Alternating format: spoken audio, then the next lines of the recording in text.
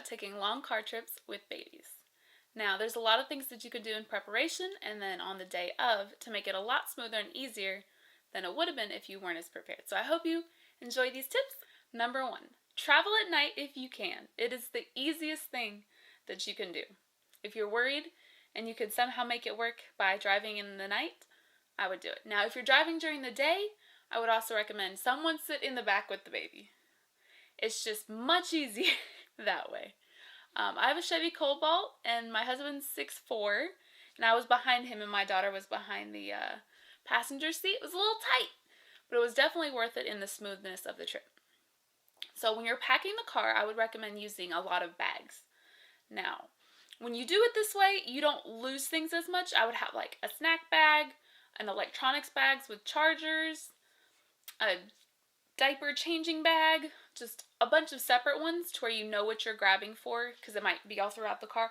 When we took our last long trip, I couldn't find a particular charger in the car, and it was a bad trip. That actually really affected the entire trip. So really recommend when you pack multiple places, because you think it'd be easier to have like big bags full of things, but digging through those bags and like putting a bunch of stuff on your lap is just really inconvenient at the time. It's easier to have multiple small bags.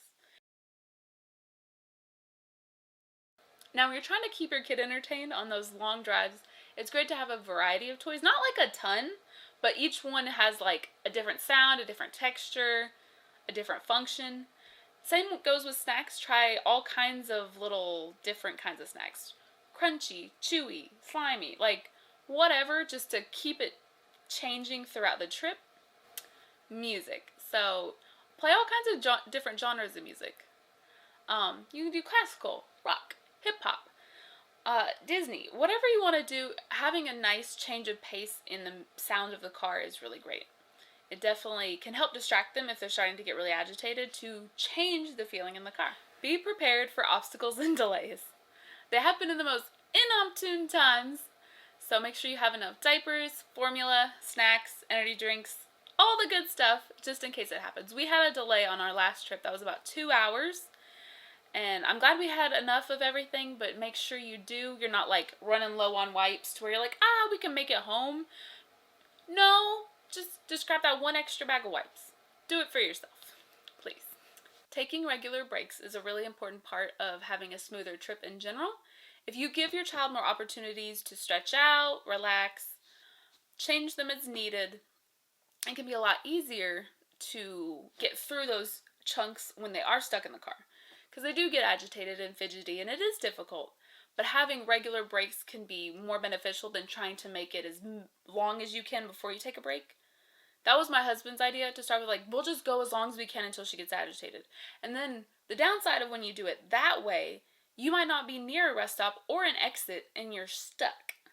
So taking those breaks when you can and you decide when to take the breaks can make it a lot easier. Safe debrief, safe debrief, safe debrief. So, when you are traveling at night and you need to take rest stops, make sure you have situational awareness of the vehicles around you, the people around you, and the lighting. If you aren't comfortable in the location that you're in for whatever reason, you can always continue on driving, pull off at an exit, and then go into like a Wawa, gas station, 24-hour grocery store, somewhere where you're more comfortable with the environment.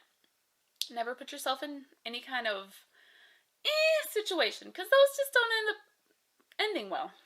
Never, ever, ever use vending machines that use your card. No, don't do it. Don't do it. Go to Dollar General, pack up an entire basket full of snacks, and take those snacks with you. Do not use the vending machines that use cards. Ever. That's how fraud happens. It was terrible. Absolutely horrendous. Don't do it. Don't ever do it. Don't do it at hotels. Don't do it on road trips. Don't do it anywhere. Ever. I'm trying to save you the anguish of dealing with fraud. It's terrible. And the machines I used didn't even look like anything was wrong. Like, I'm not the person that would just put their card in a random machine. So everything looked legit, and it still happens. So just go to the store, collect all your sneaky snacks, put them in the car, and don't buy them from other places unless you got lots of quarters. But it's always good to have quarters in general in case you need to, like, air up your tire, because those normally take only quarters. Thank you for stopping by. I hope you have a wonderful day. Bye.